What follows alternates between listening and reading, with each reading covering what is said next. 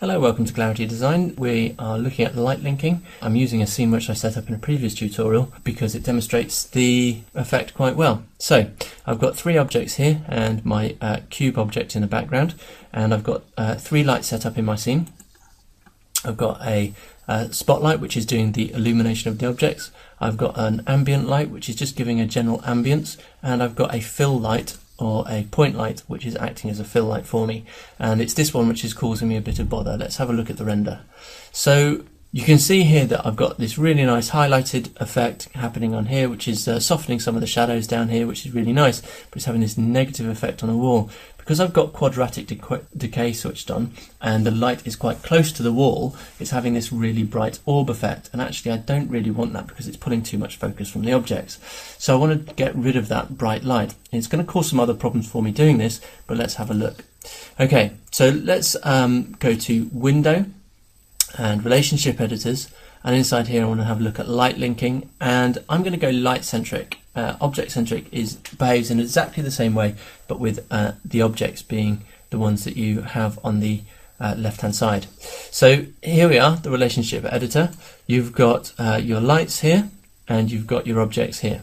So if I select a light and I deselect something in the objects, I don't have to press enter or anything, just deselect it and then re-render, and it would have broken the link between that light and that object. So you can see that illumination on the back is gone there.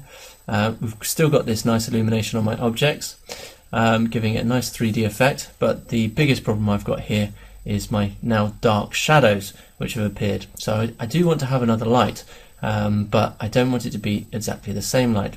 So let's have a play around with that. Let's just store that image so that we've got that sorted. Let's just switch it back on again so we can see what it looked like originally. Re-render, store that image. And then let's just switch that back. Let's make a new light. So I'm going to duplicate this one. I want it to be in approximately the same position. I'm just going to drop it down a bit because it's the shadows I want to get rid of. So I'm going to move it down a little bit, but I'm going to stop it acting on these objects here. So I'm going to go to Point Light 2, which is the one I've got here. And I'm going to take it off the cylinder, the cone and the sphere. So it's just acting on the cube. And I'm going to switch off quadratic. I'm going to put it onto linear and make that 1. In fact, 1 is probably too bright. I'll put 0.5. That way it doesn't matter how far it is from this surface, it's going to have kind of the same softening effect. Let's have a look at that.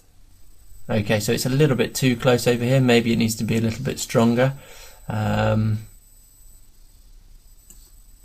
move that back and let's turn up the value of that light. Let's have a look again. There we go, that's better. So that's softened these shadows, which is just what I wanted to have happen, but it's kept these here. It's given us a little bit of illumination on the back here, and it's basically left us with a nice render view. So let's pop that one into storage and let's have a look back through.